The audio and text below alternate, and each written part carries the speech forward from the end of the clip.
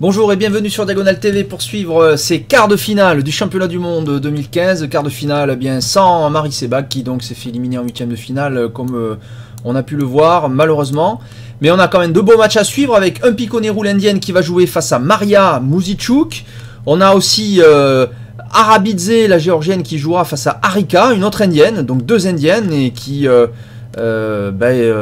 tenteront de se retrouver, hein, puisque si elles gagnent, elles vont jouer en demi-finale.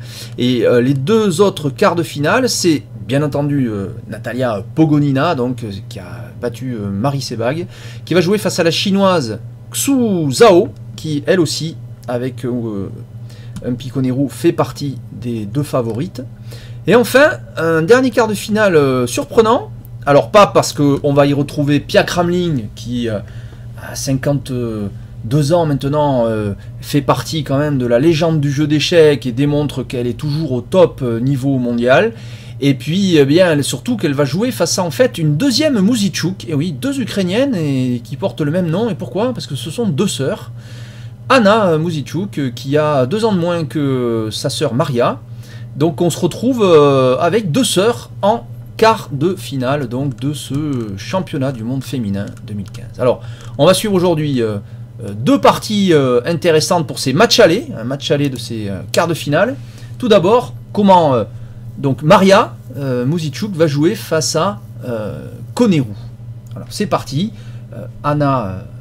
Maria Muzichuk a les blancs et elle joue E4. E5, cavalier F3, cavalier C6, D4, pion prend, cavalier prend F3, donc ça c'est une variante de type écossaise, hein, avec D4 très rapidement, c'est pas très usuel à ce niveau-là, ça a été la mode hein, dans les années 90, Kasparov avait un peu mis ça au goût du jour. Il avait mis au goût du jour beaucoup de choses, Kasparov, parce qu'il avait aussi mis le Gambier Vance. Donc là, c'est des variantes un peu anciennes, hein, ce type de variantes-là, qui ont été réactualisées relativement récemment, quand on parle en termes d'histoire du jeu d'échecs. Mais voilà, Dame F6, C3, on consolide le centre, cavalier E7, Dame, G3, pardon. Donc ici, G3. D5 pour les noirs, tout ceci doit être très théorique, on ne va pas commenter ce début. Fou G2, voilà, on protège E4 hein, avec le fou tout en préparant enfin le petit roc. Puis on prend, et on reprend pas tout de suite, pourquoi pas. On n'a sans doute pas peur, tant que le roi est au centre, les noirs sans doute pour s'accrocher à ce pion vont prendre des risques. Petit roc, donc ici accroche pas, et voilà, cavalier D2, ça c'est en prise 2 fois, donc même si on protège, on va pouvoir prendre tranquillement. Vous voyez qu'on se presse pas, on sort ses pièces. Fou B6, tour E1, presse pas toujours, à reprendre, puis on prend, cavalier prend, pardon, on prend d'abord en E4, ce qui permet de contrôler la case D4 une fois de plus avec la dame.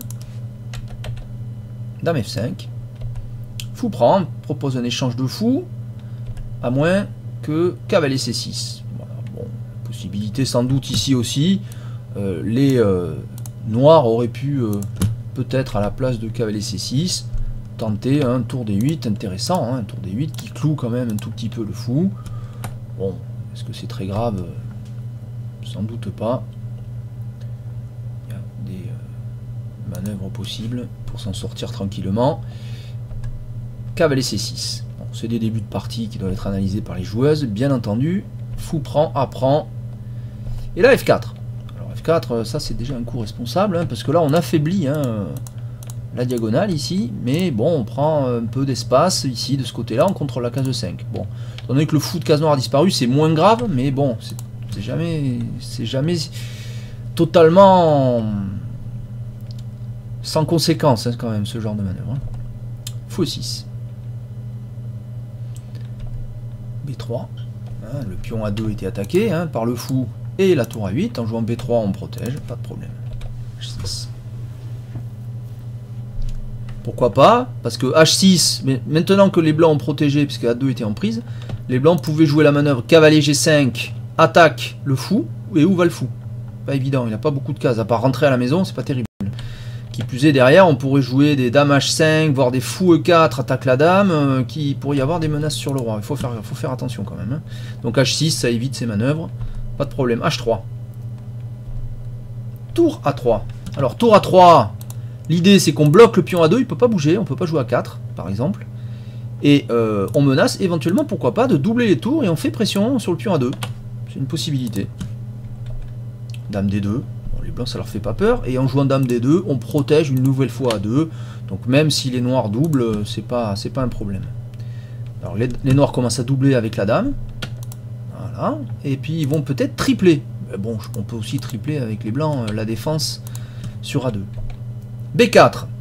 Bon, les blancs décident de jouer le coup B4. Ça paraît un peu douteux ici, hein, ce coup. Pourquoi? Parce que bien sûr on attaque la dame. Bon, mais à court terme, c'est facile d'enlever la dame. Et le fou maintenant tape sur A2. Donc ça va faire quand même 1, 2, 3. Gratuitement, on a joué B3. Alors il y avait une menace noire aussi, bien sûr, ici. Avec la manœuvre. C'est que, bien sûr, les noirs pouvaient prendre le pion B3. Et en cas de prise, boum, il y a un qui tombe. Bon. Mais on pourrait défendre ici par C4. C4 est possible. Enfin, pourquoi pas B4. Déjà, ça semble un peu tendu, là, hein, la manœuvre. Hein, pour les blancs qui se sont fait un peu déborder par cette technique. Alors, vous voyez, c'est le problème aussi de... C'est pour ça qu'il faut y réfléchir à deux fois avant de prendre ces fous qui se replient sur B6, comme ça. Parce qu'en prenant, on permet A prend B qui ramène un pion vers le centre et qui ouvre la fameuse colonne. Bon, c'est souvent sans conséquence, mais on voit que souvent ne veut pas dire toujours. Hein. Donc B4 attaque la dame. Très bien. Bon, dame A4. Il faut commencer à jouer précis avec les blancs. Alors intéressant le coup suivant des blancs, G4. Pas mal. Très bien vu, je pense. Parce que finalement, bon, le centre est bien tenu. Là, bon, il n'y a pas de problème pour les blancs au centre, même si les noirs jouent tout des 8. Bon, justement, pourquoi? Parce que les pièces là sont quand même sur le côté. Pour aller chercher un pion, eh bien, on a des pièces un peu éloignées. Bon, en jouant G4, bah, je menace éventuellement G5, et pourquoi pas G6. F prend ne sera pas possible parce que le fou risque d'être en l'air. Ou alors on peut menacer F5 aussi. Le fou doit bouger, et F6, protégé par le cavalier, ça va casser le roc noir. Donc en fait, qu'est-ce qui se passe? Quand on attaque sur une aile, on risque de se prendre une attaque contre le roi. Alors ça c'est typique, hein, c'est un grand classique. Alors tour D8 des noirs, c'est normal. On active la dernière pièce, on est protégé par le cavalier, on attaque la dame, donc on gagne un temps sur la dame. Dame F2, pourquoi pas. Tour prend. Tour prend. Et là, surprenant du côté noir, pourquoi pas, mais bon, fou prend. Ça paraît curieux parce qu'on pouvait prendre de la dame. Ce qui est. En prenant de la dame, on propose un échange de dame. Alors les blancs auraient pu jouer tour 2, attaque la dame, mais il y a un échec possible, déjà, pour pas perdre de temps. Ça m'a l'air mieux, dame prend que fou prend. Et en plus, fou prend, moi ce que j'aime pas trop, c'est qu'on peut mettre la tour en A1, ce qui cloue le fou. Bon, mais on peut se déclouer sans doute en jouant dame B3 et peut-être il n'y a pas de danger. Peut-être, c'est pas sûr. Il faudrait calculer, bon, on va pas tout calculer. Fou prend A2, très bien. Pourquoi pas? Moi, ça me paraît pas terrible. Hein. Et là, bah, les blancs jouent B5, intéressant, où va le cavalier? Si le cavalier vient en E7, bah, il peut y avoir cavalier F6 échec. Puis on prend, tour prend, et on voit bien que le roi noir commence à avoir des soucis. Bon, à moins qu'on considère que les noirs pourraient contre-attaquer eux-mêmes, puisqu'on a enlevé la tour, on n'a plus que la dame et le fou pour protéger ici. Bon, ça a l'air suffisant. Ça a l'air suffisant. Ça peut être, il peut y avoir une contre-attaque, mais il faut quand même avoir le cœur bien accroché pour jouer cavalier E7, sachant qu'il y a cavalier F6 échec, puis on prend, tour prend, le roc est cassé, la tour est en E7, c'est pas agréable. Hein. Bon. Alors B5, elle joue cavalier A7, Konero. Bah, c'est pas une bonne nouvelle, hein. C'est pas une bonne nouvelle, mais ceci dit, où il va le cavalier? À part cette case, il faudrait aller en E7. Et risquer cavalier F6 échec, puis on prend, tour prend. Qui semble extrêmement dangereux. Donc, s'il vient en B8, bah, c'est pas forcément beaucoup mieux. Et s'il vient en B5, beaucoup mieux. Pourquoi? Parce que pourquoi les blancs jouent B5? Ben, ça éloigne encore une pièce. Regardez, 1, 2, 3 pièces elle a mis Konero sur cette colonna. Tout ça pour aller prendre un petit... Ouais, on a quand même le sentiment que le roi là, maintenant il est un peu tout seul là face à 3 grosses pièces qui attendent que ça s'ouvre. Regardez, boum, G5. Ouch. Et là, Koneru, on est en difficulté. Alors, il faut savoir quand même que Koneru, avant ce quart de finale, elle a gagné tous ses matchs 2-0. C'est-à-dire qu'elle n'a pas joué un seul tie-break. Elle a gagné 2-0 de façon extrêmement efficace à chaque fois. Là, elle se retrouve dans une position un peu délicate. Bon, c'est que le match aller du match, mais le 2-0 s'éloigne, en quelque sorte. Donc, H prend G5. Et là, très bien joué de la part de Maria. Muzichuk. Cavalier prend. L'Ukrainienne. Tranquille. Cavalier prend. Ça fait peur. Le cavalier vise F7, mais surtout H7, parce que bon, F7, il y a le fou hein, qui protège. Mais F7, vous connaissez la manœuvre. Dame H4, Dame H7 mat. Que font les noirs? Enfin, il y a presque mat, parce que roi F8, Dame H8 mat. La tour E1 empêche en plus le roi noir de tenter de s'échapper. Donc la menace, elle est extrêmement rapide ici. Bon, sur Dame H4, on peut encore jouer Dame C2, par exemple, avec les noirs, qui a le double intérêt 1 de contrôler H7. Et 2, d'envisager des tours D2 contre-attaquer sur le roi. Mais ça marche pas. Parce que le fou, ici, G2, je vais enlever, il y a trop de cases. Le fou G2, regardez, quand on va jouer Dame H4, si on vient poser la dame ici en C2 pour contrôler H7, eh bien le fou, il va en E4, attaque la dame, et on va pas pouvoir empêcher les blancs d'aller mater. Donc là, ça a l'air extrêmement difficile à défendre. Alors elle joue sans doute ce qui est un des rares coups possibles. C'est pas le meilleur. C'est chaud. Là ici, il semblerait que la seule défense, c'était de jouer le difficile à trouver, tour D1. Joli. Bah, l'idée est simple, hein. Là la dame peut pas trop partir puisque la tour est en prise. En cas de prise des blancs, je reprends échec.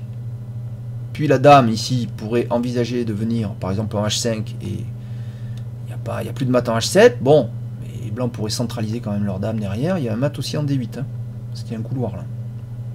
On peut encore jouer G6, ça a l'air de tenir quand même ça. Et ici, donc là, ça immobilise un peu les pièces blanches. Tour D1, ça paraît assez logique comme coup. Sur Dame H4, bah, tour prend, échec. Et roi H2 marche pas pour continuer à menacer, parce que là, il n'y a plus de mat. Hein. Ça y est, là, si la tour n'est plus là, le roi part en F8, sur un échec, bah, il vient en E7 et il n'y a pas de mat. Il y a peut-être une petite course contre le roi, mais c'est pas sûr que ça dure longtemps. Hein. Donc là, K5, il y avait encore possibilité pour les noirs de se défendre. Bon, tour D1 semble fort, mais non, Koneru joue un coup extrêmement bizarre. F6, qui perd. Qui perd grâce à une magnifique combinaison des blancs. Pas facile à voir. Alors on pourrait tenter Dame H4, ça marche pas, parce qu'il bien sûr pion prend cavalier, pardon. Mais il y a très joli Dame D2, magnifique. Alors fallait le voir hein, celui-là. Superbe. Pourquoi? Bah, vous voyez tout de suite, si tour prend, bien entendu, échec et mat. En un coup. Et oui, le roi noir est encore dans un couloir, puisque le cavalier, c'est classique, contrôle les deux autres cases et le pion l'empêche de bouger. Voilà, les noirs sont mat. Chou, hein. Magnifique. Dame D2. Donc vous voyez, ce coup-là marche pas à cause de cette variante ici, Dame D2. Alors là, les noirs sont en difficulté, là. Que faire? Alors, seul coup, un des rares coups, c'est de jouer la tour, par exemple en B8, voire en A8. Pourquoi? Ben pour empêcher le mat du couloir, tout simplement. Mais c'est déjà dur, parce que même si la tour vient en B8, simplement, on va jouer fou en D5. Les noirs, bien sûr, peuvent prendre du fou. Alors, s'ils prennent pas, alors s'ils viennent en F8, c'est mat par le cavalier H7. Cavalier vient ici, mat. Et s'ils viennent de l'autre côté, en H8, par exemple ici, on peut jouer avec les blancs. Dame 2, menace mat en H5. D'accord. Et si ici les noirs prennent le fou, on pourrait tenter ça. Ça a l'air de tenir encore un tout petit peu, mais ça marche pas. Dame H5 échec. Roi G8. Et encore mieux.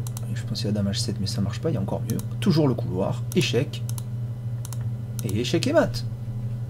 Forcé. Joli, hein.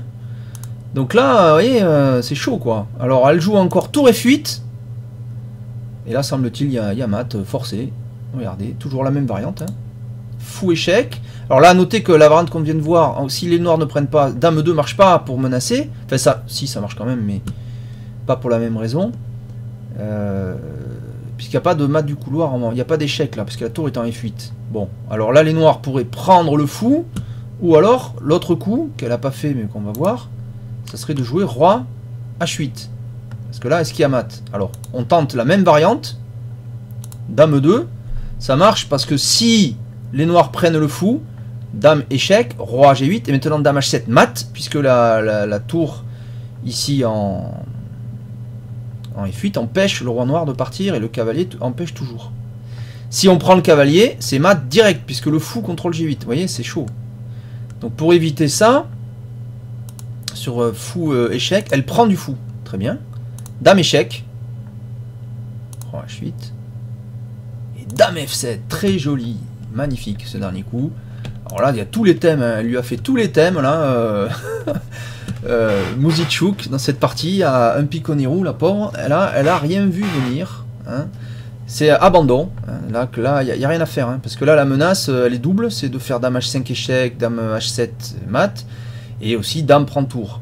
Et si les noirs prennent, bien entendu, qui est l'autre seul coup possible, ici, simplement, tour échec, tour F8, et encore une fois, échec et mat du couloir. Incroyable.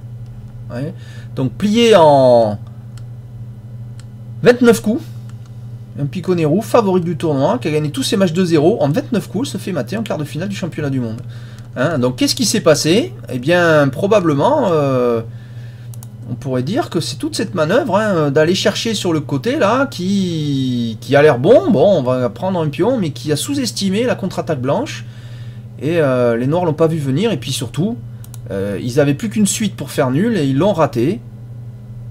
Après, ici, donc on avait vu dame F2, tour prend A2, tour prend A2, fou prend A2, B5. Ici, cavalier A7 semblait possible encore, G5, cachant, cavalier prend, F6, dame D2, c'est déjà fait, c'est déjà perdu.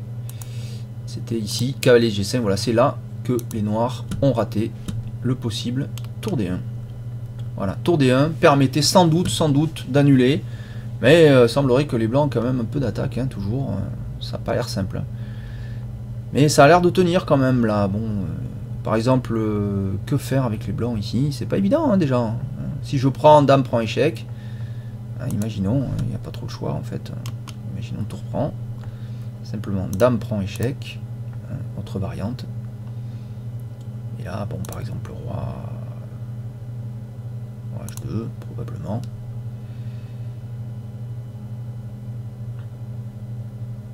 Et là, les noirs, est-ce que les noirs pourraient prendre ici? Attention, mais alors c'est toujours pareil, il y a quand même des choses, il y a encore des petites choses, il y a encore encore du jeu pour les blancs, mais c'est moins dangereux, parce qu'il n'y a pas la tour, on a vu que la tour était utile pour faire plein de maths, et là c'est moins clair, disons, voilà. Parce que même si j'arrive à faire un échec en H7, je pars, alors c'est sûr que je vais me prendre un échec en H8, le pion G7 tombe, si j'arrive à faire ça, mais bon, alors à noter que ces deux pièces sont quand même toujours hors jeu. Vous voyez, donc le danger dans cette partie, illustré, même en championnat du monde, le fait d'avoir des pièces toutes comme ça sur une rangée très loin de l'action, très loin du centre, très loin du roi, bah c'est pas une bonne idée. Voilà. Donc Conero est battu. Voilà. Alors on va voir maintenant l'autre partie intéressante de la journée. C'est la partie qui opposait Pogonina face à Xu Zhao. Donc Pogonina on la connaît, on l'a suivi dans le match face à Marie, on a suivi 4 parties hein, puisque ça s'est joué au tie-break. Après les 2 parties longues, on a eu droit à un tie-break aussi. Donc là, dans cette partie, Pogonina face à Xu Zhao. Donc on y va. C'est parti. Avec hop, D4, cavalier F6, C4. C'est ce qu'elle joue, hein, Pogonina. Elle a joué D4 à chaque fois. E6, G3, D5, cavalier F3. Donc c'est classique. Donc ça ressemble encore une fois à une espèce de catalane, hein, toujours pareil, on va jouer le fou en G2 dans ce type de variante là, où les noirs jouent dans une structure de type classique face au pion de dame, Les blancs jouant G3 transposent dans un autre type de variante. C'est la fameuse catalane. Là. Hop, petit roc, petit roc. La Marie avait tendance à jouer, on l'a vu, C6. Hein. Et là, c'est pas pareil. Hein. Xu Zhao, elle joue pas ça. Elle prend en C4. Dame C2. On contre-attaque le pion. A noter qu'ici, le coup B5 serait très certainement puni. Hein, c'est pas une super idée de ce genre de coup, puisqu'on joue par exemple A4, ça détruit la structure. Si je joue A6, A prend, et si je joue C6, regardez, il se passe A prend B5, et sur C prend B5, piège d'ouverture classique, hop, cavalier E5 ou cavalier G5, c'est encore plus précis sans doute. Voilà, cavalier G5, et hop, attaque sur... ah oui, c'est encore mieux que G5, parce que ça attaque la tour. Et en plus, si le seul coup qui empêche le fou d'attaquer la tour, c'est de jouer le cavalier par exemple en D5. Mais dans ce cas-là, regardez, il y a aussi un mat. Alors je peux jouer H6. Et si le cavalier bouge, je peux jouer cavalier D5. Mais je prends la tour, bien entendu. Et maintenant sur pion prend, j'ai le choix. Je peux soit prendre le pion G5, soit prendre le pion A7. Bon, c'est une horreur. Donc dé prend C2, dame C2, attention, ce type de pion, si vous protégez avec un fou en G2, c'est pas une bonne idée. Mais souvent, même dans le gambit dame, attention, il y a des pièges, même quand le fou va pas en E2, en essayant de protéger, on se prend des dames F3 à la fin qui vont gober la tour. Donc faites attention à ça. A6, là on prépare B5, mais A4, impossible, puisqu'il y aurait A prend, C prend, et tour prend tour, c'est pas une bonne idée. Donc... fou D7 de la part de Xao. Dame prend maintenant. Ça y est, c'est l'heure. Fou C6, très bien. Le fou, par cette manœuvre, vient s'opposer au fou G2. Hein, c'est bien. Ça permet de calmer le jeu. Fou G5. H6. Voilà, fou prend parce que si on joue fou G5, permettons H6 pour revenir avec le fou. Parce que là, on peut pas aller en... Enfin, on peut aller H4, mais on va se prendre G5 et on va perdre une pièce. Contre deux pions, et je pense que c'est pas très bon parce que les noirs vont se défendre assez facilement. Donc là, fou prend. Il a simplement cavalier C3. Voilà, regardez, c'est harmonieux, hein, les blancs sont bien développés, mais les noirs aussi, la position est équilibrée. Ah, là, fou prend. Alors ça c'est étonnant, puisqu'il y a après il y a fou prend cavalier, il y a fou prend ici qui vise B7. Donc en cas de prise en D4, il y a B7 qui tombe. Mais Xu Zhao le fait quand même. Dame prend B4, elle le fait pas ici, elle le fait donc après l'échange ici, donc elle protège D7 et D4 est attaqué. Elle aurait pu quand même prendre D4 hein, peut-être. Hein. C'est possible aussi. Dame prendre D4, ça a l'air bon. Hein. Parce que là je prends probablement D4. Je peux aussi tenter d'aller prendre C7. C'est possible. On peut aussi aller prendre C7, cavalier C6, proposant que le fou prenne, mais on va prendre en B7. On a donné des pions, mais on a fini son développement rapidement. On va mettre le cavalier en A5, et puis il y a des trous ici. Ouais. Le fait qu'on ait joué à 4 fait qu'il y a des petits trous. Donc le jeu des noirs doit être facile après. Hein. Donc voilà, alors C6. Bon, E3. Très solide. À noter, regardez, comme c'est harmonieux. Les pions sont sous case noire. Et on a le fou de case blanche. Donc ça c'est bien. Puisque les pions font le travail du fou qui n'est plus là. Le fou de case noire est remplacé par les pions. Donc fou et pion sont très complémentaires. A5. Voilà, A5 évite B4. Hein, parce que là, les blancs auraient joué B4 avec la fameuse attaque de minorité. C'est-à-dire, c'est quoi une attaque de minorité? C'est-à-dire que j'ai que 2 pions contre 3, je suis en minorité, mais justement, ça me permet d'attaquer cette chaîne de pions et d'avoir à la fin un pion tout seul à découvert que je vais essayer de gober. Voilà, c'est classique hein, dans ce type d'ouverture. Alors, A5. Dame B3, vise B7. Dame C7, tour A1. On va enchaîner. Tour A6, un développement original. Tour A6, on sort pas le cavalier par D7 et centraliser les tours, on joue plutôt tour B6, pourquoi pas. Peut-être que les noirs veulent venir en B6 avec la tour. Et oui, peut-être faire pression sur cette petite colonne B, là, en passant devant le pion. Profiter du fait qu'effectivement, cette petite structure blanche, elle n'est pas terrible. La case B4 est faible. Hein, on ne peut plus attaquer avec un pion avec les blancs. Donc on peut y installer une tour, on peut y installer éventuellement le fou, on peut revenir ici en E7 et B4. Peut-être que les noirs veulent jouer aussi tour B6. Après avoir mis la tour en B6, la dame joue, on fait cavalier A6, cavalier B4, avec un très beau cavalier en B4 aussi. Ah, ça a l'air bon pour les noirs de ce côté-là, vous voyez. Les blancs ont pas... Comme ils n'ont pas essayé de percuter au centre, ils ont laissé un peu les noirs eh bien, se développer tranquillement à l'aile dame et profiter de leur petite faiblesse. Bon, rien de grave hein, encore. Tour FD1. Tour D8. Fou G2. Dame B6. Ah, Dame B6. Oui, bon, pourquoi pas. Propose un échange de dames. Dame A2. Tour A8. Alors ça... Vous voyez, donc le plan, finalement, il ne le fait pas. C'était de la provoque. C'était pour mettre la dame, en fait. Apparemment. Cavalier E4. Fou E7. A noter qu'en E7, ce fou contrôle une fois de plus la case B4. Bon. Cavalier D2.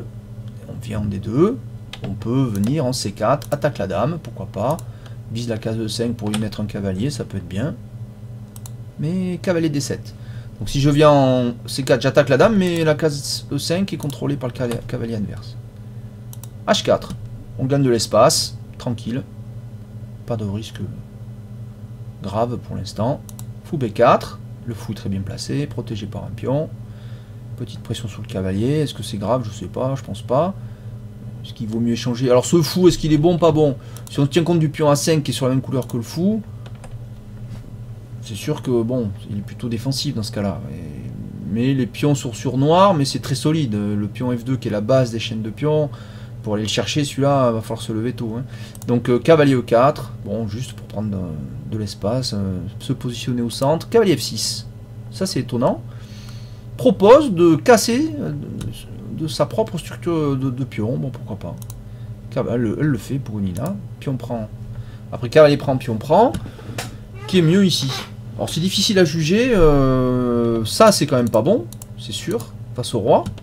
Et on a des fous de couleur opposée. Alors les fous de couleur opposée, quand il reste encore des pièces comme ça avec un roi faible, c'est bon pour l'attaque. Encore faut-il arriver à l'activer. Alors peut-être par F1 C4 pour viser cette diagonale et puis essayer peut-être de faire une rupture plus tard à partir de F4, F5 et viser cette diagonale. Mais on risque d'affaiblir nos pions qui sont sur case noire. Donc attention, hein, c'est dangereux aussi. Dame C4. Fou F8. Et on revient en E2. Plutôt que d'être en A2, on vient en E2. Et puis en E2, ben, c'est vrai qu'on peut aller chatouiller un peu le roi adverse. Hein, qui s'est créé des trous tout seul. Tour D7. Tour C4. Tour AD8. On double les tours finalement au centre. Vous voyez, les manœuvres ont été lentes, mais bon... Les noirs ont fini par se développer de façon quasiment presque classique. Hein. Tour DC1, bon, pression sur cette colonne, mais alors ça bute contre un mur. Hein. Ça c'est un mur, on ne peut rien faire contre ça. Bon, puis on voit pas, même si le roi semble faible, c'est difficile parce que ces deux pions sont extrêmement bien défendus par le fou. On ne peut pas l'attaquer avec notre propre fou. Donc si on voulait faire quelque chose, soit il faut s'affaiblir, G4, G5, soit il faut donner une qualité. Alors bon, il faut y réfléchir à deux fois. Hein. Fou G7. On n'est pas prêt d'y arriver. Ben, elle le fait quand même, Pogonina. Bon, un peu tendu. Elle joue G4 ici. Bon, pourquoi pas. Bon, ça paraît pas mauvais. Hein. On veut profiter d'un roi noir un peu en l'air, mais on risque d'affaiblir son propre roi. Hein. Ça, c'est toujours le problème. Hein. E5.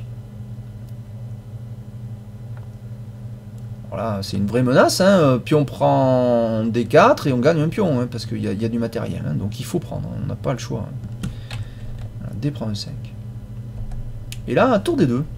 Eh oui, bien joué. Deux tours. La dame est attaquée. On est sur la deuxième. Et voilà, donc belle manœuvre des noirs. Hein. Tout ça est un peu lent, mais ça a l'air de bien fonctionner.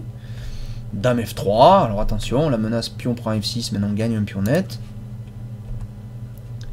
5 et simplement on couvre la deuxième par tour C2. Dame B3, c'est pénible, hein, c'est pénible. Pression, la tour menace de prendre. Vous voyez, si les blancs prennent ici en D2, je reprends la tour C4 reste attaquée, j'ai une pression sur la deuxième rangée, le pion B2 va tomber. Il faut trouver un coup, c'est pas simple. Elle trouve un bon coup, Pogonina, tranquille, fallait le voir. Dame 4, bien, très joli. En cas de prise, tout tient. Hein. La dame 4 tient tout, pas de problème. Elle est imprenable et centralisée, c'est très bien, c'est un très bon coup. Tour prend C2. Et là, tour prend C2, tranquille. Tour D3. Tour D3, pourquoi? Ben, ça coupe la protection de la tour. Voilà, tout simplement. Hein, en D3, elle fait pas grand chose, sauf que ben, il faut faire quelque chose avec cette tour. Qu'est-ce qu'on fait? Ben on fait rien. Dame C4, bien joué. Prise. Prise. Et là, regardez, très jolie manœuvre de Zhao, de Xu Zhao. Fou et fuite. Ça a l'air de rien, mais vous allez voir ce qui va se passer. Les blancs jouent tous ces tours C3. Propose un échange de tours. Pas facile de trouver autre chose. Tour D2. On est sur la deuxième. On attaque. Et là, tour B3 a l'air intéressant puisqu'on attaque B7, bien sûr. Mais là, on a joué fou et fuite. Regardez, très joli, fou B4. Et là, regardez, cette tour, elle a plus de cases. C'est énorme. A3, C3, D3, tout est pris. Bon, ça n'a pas l'air très très grave, regardez, parce qu'il y a encore une défense. Bon, les fous de couleur opposée, maintenant, ça devient... C'est difficile quand même hein, de faire pression de façon directe. Fou E4, voilà, fou E4. Et j'ai la case D3 pour la tour. Mais attention, hein, parce qu'il y avait une vraie menace. C5, C4, et on perd une tour. Donc d'ailleurs, qu'est-ce qui se passe maintenant sur C5? C'est pas ce qu'ont fait les noirs, mais c'est intéressant. Menace C4 gagne une tour toujours, puisque la case D3 est prise. Ça force tour D3. Et maintenant, on peut prendre le pion B2. Alors, pas facile à analyser quand même cette position, mais ça a l'air bon, quand même très bon pour les noirs. Ce pion ne rêve que d'une chose, c'est d'avancer. En plus, la case C2, qui est à une case de fer dame, ben, elle est contrôlée déjà par la tour. Donc ça avait l'air très très fort. Bon. Les fous de couleur opposée sont aussi un facteur annulant. Parce que si je mets une tour en C7, le fou contrôle C2, la tour aussi, et jamais les noirs pourront pousser le pion. Voilà. Et le pion B7 risque de tomber. C'est même pas risque, c'est qu'il va tomber là. Là probablement... Et en plus, je peux aussi créer des menaces contre le roi, parce que maintenant que j'ai mes pièces ici, c'est toujours un peu la même idée que dans la première partie. Le roi un peu seul. Bon, il n'y a pas de vraie menace contre le roi. Mais bon, c'est pas un critère absolu ce pion passé, parce que fou de couleur opposée, je contrôle C2, je peux venir en C7, et en plus je reste sur la 7ème, donc ça risque de compenser. Mais c'est quand même pénible. Je pense que cette position était préférable à ce qu'a joué les noirs. Alors tour D1 échec, roi G2. Tour A1, et voilà, gagne le pion A4. Elle préfère gagner le pion A4 que le pion B2. Alors soit...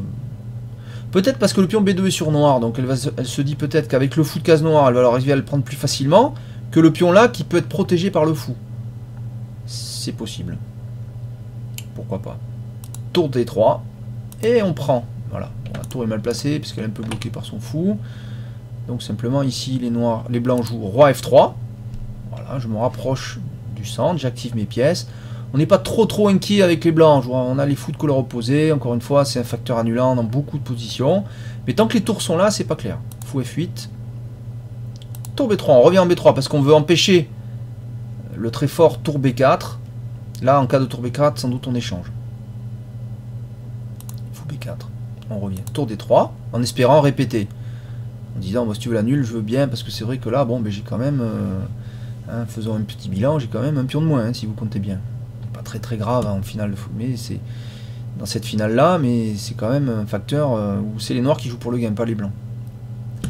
Donc tour A2, voilà, je fais pression sur le pion B2.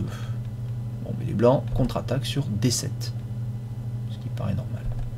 B6, les noirs préfèrent garder leurs pions de façon à ce qu'ils restent liés. Voilà, ils sont liés ces pions. Ils préfèrent, ils savent très bien que pour essayer de gagner ce type de finale, il vaut mieux pas avoir des pions isolés, il vaut mieux avoir des pions liés. C'est vrai que des pions liés contre un fou, même de couleur opposée, ça gagne. C'est très fort les pions liés. Hein. Voilà, donc c'est ça l'idée hein, de ce type de coup. B3. Alors là, on joue B3 pour avoir le pion sur la case du fou. Après, fou prend, fou D5, on contrôle B3, il n'y a pas de problème. Là, les noirs jouent fou 1, qui est logique. Le pion F2 est perdu. Les blancs ne peuvent pas le protéger. Encore une fois, c'est pas très grave. Même si ça peut l'assembler, ça ne l'est pas. Fou prend C6. Tour prend F2 échec. Et là, voilà, ça permet de monter le roi en E4. Voilà, donc on a pris le pion E6. Maintenant, il y a le pion A5 qui est en prise. Bon, c'est pas facile de défendre tout ça. Fou de couleur opposée. En plus, on a la tour en 7ème. Le pion F7 est sur case blanche. Donc sur fou D5, ça sera pas facile de le défendre. Ces pions peuvent s'échanger. Bon. On n'a pas trop peur, faut pas oublier qu'à la fin, si le fou se sacrifie contre le pion, tour et fou contre tour, La plupart du temps c'est nul, mais attention, comme on l'a dit plusieurs fois, c'est pas facile à défendre, et dans certains cas, dans beaucoup de cas, en fait, c'est gagnant quand même. Hein. Mais on peut quand même sauver une partie avec la tour contre tour et fou. Si on sait bien jouer la finale, il n'y a pas de problème, ça peut faire nul si la position de départ n'est pas une des positions justement de gain théorique, parce qu'il y a certaines positions quand on est quand on est proche du bord, hein, tout simplement. Hein. Si on est trop proche du bord, tour et fou contre tour. Si on est en défense, il y a des gains forcés pour l'adversaire, donc il faut éviter. Tour F6. Alors tour F6, à noter que la tour protège F7, ici on pose la question au fou, et on protège à la fois H6 et B6. Fou D5, pression maximale sur F7, ça immobilise la tour. Si la tour bouge, F7 tombe. Et là les noirs prennent l'autre pion. Donc 1, 2, 3, 4, 5, 1, 2, 3, 2 pions de plus, bon, mais aucun pion passé déjà, ça c'est un bon point. Après, si la tour bouge, on perd F7, donc le pion de plus c'est déjà un peu douteux, si la tour, je veux dire, sort de cette colonne F. Et on voit mal avec les noirs comment progresser. Si le noir s'échappe aussi, on va prendre F7. Si on bouge ses pions, la tour va aller sans doute le cueillir. Par exemple, B5, A4, pion prend, tour là, et c'est fini, il est cueilli ce pion. Et il n'y a plus que 3 pions contre 2 du même côté, avec des fous de couleur opposée. Pour la gagner, celle-là, encore une fois, et ça va pas être simple. Hein. Et en plus, le pion de 5 est en prise, tout simplement, roi prend. Donc là, bon, la tour n'est pas vraiment attaquée, il y a le fou, mais bon, il faut faire quelque chose aussi. Roi G7. Et là, roi E4, pourquoi pas. Fou G3, fou C4. Roi G6, tranquille. Les noirs avancent. Alors ce qu'ils aimeraient bien faire, les noirs, bien entendu, c'est gober ce pion, G4, ça leur créerait un pion passé. Au moins, voilà. S'ils ont un pion passé, c'est pas tout à fait la même. Parce que même dans les cas de fou de couleur opposée, un pion passé, par exemple, si on arrive à le mettre jusqu'en H2, il faut qu'une pièce s'en occupe en permanence. Donc pendant ce temps, on a les mains libres pour aller de l'autre côté et faire autre chose. Tour D5, fou D6, tour F5. Alors, c'est un coup responsable. On propose de rentrer dans une finale de pions avec des fous de couleur opposée où on a un seul pion de moins. 1, 2, 3, 4, 1, 2, 3. Et ce faisant, le problème de jouer tour F5 dans cette position, c'est que après ce que jouent d'ailleurs les noirs, tour prend, pion prend échec, roi F6, eh bien les noirs ont un pion passé. Hein, c'est ce qu'on disait, voilà, si on pouvait s'en créer un, ça serait pas mal. Bon, avec ou sans les tours, on va le pousser ce pion. Hein. Alors, roi D5, en attendant, il faut faire quelque chose. Fou C5, l'avantage de jouer ce coup fou C5, c'est qu'il est protégé par B6, donc il n'y a pas de problème. Si on l'avait mis en C7, par exemple, on aurait continué par roi C6, fou D8, roi D7, où va le fou? S'il vient en E7, et bien cette fois-là, non, ça marche en fait, on peut revenir en C5, il n'y a pas de problème. On aurait pu peut-être aller en C7 aussi. E4 pour les blancs. Bon, ben E5 va être difficile à parer. Mais est-ce que c'est grave? En général, dans les finales de roi, il faut savoir que c'est celui qui a le pion le plus loin qui gagne. Parce que le temps que le roi prenne celui qui est loin, l'autre roi prend celui qui est près. Et à la fin, il va gober les pions qui sont donc de l'autre côté. Alors que lui, le temps qu'il revienne, c'est mort. L'idée générale, c'est celle-là. Bon, mais ce qui est vrai en finale de roi est vrai dans presque toutes les autres finales. C'est vrai dans les finales de pièces légères, notamment de cavalier, et aussi de fou, ça peut être le cas. Si en plus le pion passé est éloigné, c'est pénible. Alors il n'y a pas plus éloigné qu'un pion H, hein, ou un pion A. En l'occurrence ici, voilà, on ne peut pas aller plus loin, donc c'est très éloigné. Donc là, elle joue un plan, hein, sous AO, roi G5. Roi G5. Bon, ça évite échec. Et puis bon, on va voir son idée après. Alors à noter que 5 tout de suite marche pas, parce qu'il y a simplement le pion qui est en prise. Fou D3. Voilà. Protège d'abord pour Gonina. Elle protège F5. Alors peut-être que les noirs voulaient jouer F6 ici. C'est possible. Mais E5 quand même, pion prend, roi prend, et puis j'ai un pion passé moi aussi. Mais il est moins loin que celui-là. Bon. Et là, j'ai quand même 2 pions contre 1 aussi. Bon, c'est final de fou de couleur opposée, mais attention, parce que plus les pions sont éloignés, plus c'est difficile à défendre. C'est d'autant plus facile à défendre les finales de fou de couleur opposée que les pions sont tous groupés au même endroit. S'ils sont éloignés, c'est plus dur de contrôler les deux côtés. On y arrive hein, parfois, même souvent. Hein. Mais c'est quand même le cas qui peut donner des chances. Alors attention. H5. Ça y est, on y va. C'est parti. E5 aussi. Pion passé, pion passé. Roi F4. Alors là, coup étonnant. Alors, l'idée de Roi F4, à mon avis, c'est de rendre difficile Fou D5. Alors, on peut jouer de Fou D5, oui. Mais si on joue Fou D5, on pourra plus jouer E6. Facilement, puisque pion prend, le roi attaque le fou. Bon, alors si c'est possible. D4, si on joue Fou D5, qu'est-ce qui se passe ici? Regardons un peu. F4, Fou D5. Là, on joue, par exemple, H4. E6. Alors, pion prend. H3. Alors, l'idée de pousser le pion jusqu'au bout, c'est d'immobiliser ce fou au maximum à la défense de H1. Ça a l'air de tenir quand même. Hein. Bon, par exemple, tiens, typiquement, on peut jouer fou H1, un coup d'attente, hein, puisqu'on n'a pas grand chose d'autre. On peut pas jouer le roi, c'est ça le problème. Hein. Si on jouait le roi, on perd le fou. Donc voilà, fou H1. Maintenant, H2. Le fou contrôle. Bien. Donc, quand les blancs pousseront E7, même si le roi protège, on peut prendre. Le roi prend, et si on bouge les pions là, le roi ne peut pas aller chercher le pion. Il n'a pas le temps, il est trop loin. Et ce fou, ben, il va être perdu, puisque roi G3, roi F2, roi H1, on va le gagner. Donc et après, si les blancs sont obligés de rester, parce que la manœuvre E7 marche pas, puisque à la fin, ces pions passés vont gagner, eh bien, avec le roi noir, j'ai tout le temps de revenir de l'autre côté. Donc là, vous voyez, c'est déjà un problème. Donc roi F4, voilà, c'est pour viser contre ce fou D5, ça perd du temps, et il est bien placé aussi pour venir en G3, F2, etc. Alors ça veut dire quoi? Ça veut dire peut-être que dans cette position, on est déjà mal, quoi. Parce qu'en fait, on peut pas avec les blancs venir avec le roi. Peut-être il faudrait mettre le roi de ce côté, en fait.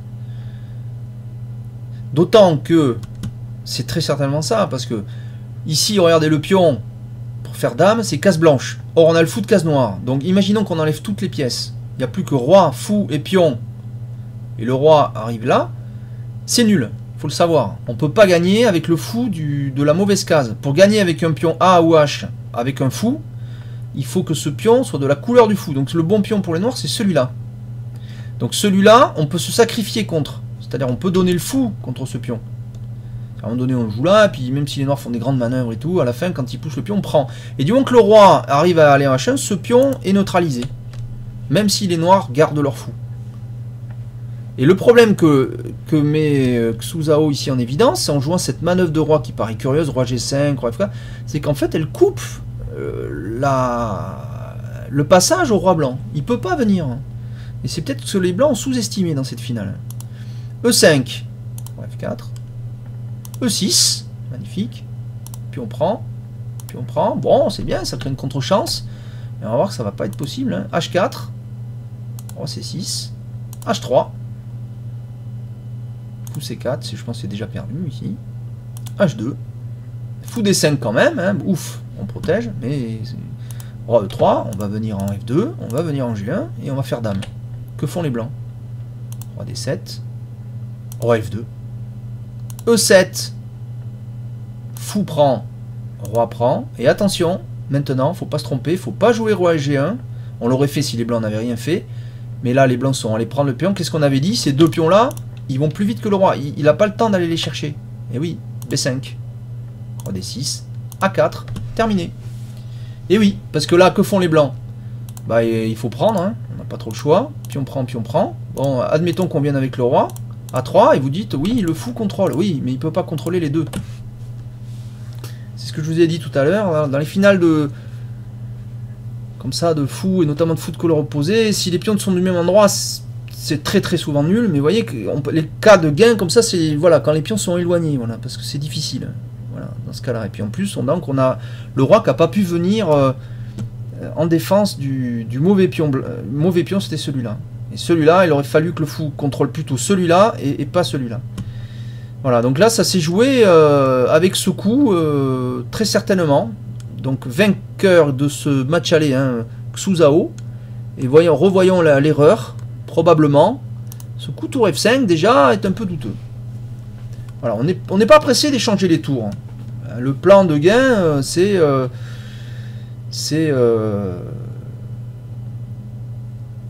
de créer un pion passé pour les noirs, etc. Bon, alors on peut jouer par exemple fou E2 pour protéger G4 s'il est attaqué, mais pour l'instant il n'est même pas attaqué, donc pourquoi se presser, quoi? On aurait pu attendre tranquillement, et peut-être il faut absolument protéger G4, il faut que les noirs démontrent que c'est à eux de démontrer qu'ils peuvent se créer un pion passé, c'est pas aux blancs à essayer de forcer un passage en finale. Donc bon.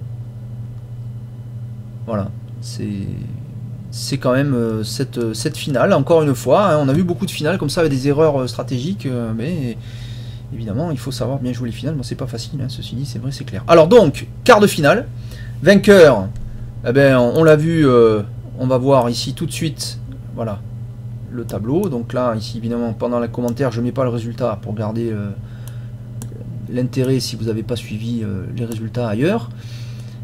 Donc ici, Koneru a perdu, donc la première sœur, Muzichuk, est en position favorable maintenant pour tenter de se qualifier. Bon, ceci dit, elle aura les noirs, Koneru elle est blanc, elle est très forte, bon, mais elle est jeune, Koneru, enfin, Muzichuk encore, et peut-être qu'elle est sous-classée, hein, vous savez, c'est le problème encore quand on a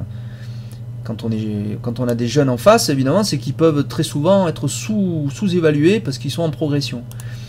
Natalia Pogonina face à Xuzao. Xuzao a marqué avec les noirs, ça semble mal parti pour Natalia Pogonina, qui de plus est sans doute fatiguée de son match face à Mari Seba, qui a été, comme on l'a vu, extrêmement éprouvant. Ça s'est joué à très peu de choses, hein, y compris dans la dernière partie, Mari pouvait revenir, on l'a vu.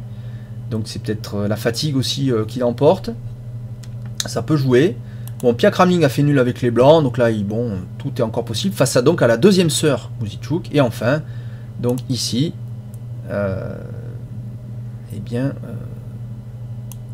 dans ce quatrième match, donc Arika a fait nul face à Arabidze. Donc là, des matchs qui restent extrêmement ouverts. Donc c'est très intéressant la suite. Bon, peut-être à part ce match, puisque la favorite l'a emporté, bon, ça risque d'être extrêmement dur pour Natalia Pogonina. Mais là, Koneru va tout faire pour gagner avec les blancs. Donc ça va être chaud. Et ces deux autres matchs, bon, ben, une nulle leur permet de continuer à jouer, donc bon, c'est peut-être moins tendu. Le match le plus tendu en match retour, ça sera très certainement celui-là qu'il faudra suivre de près. Voilà, merci de m'avoir suivi pour les matchs allés de ces quarts de finale championnat du monde 2015 sur Diagonale TV, et je vous dis à une prochaine fois. Au revoir.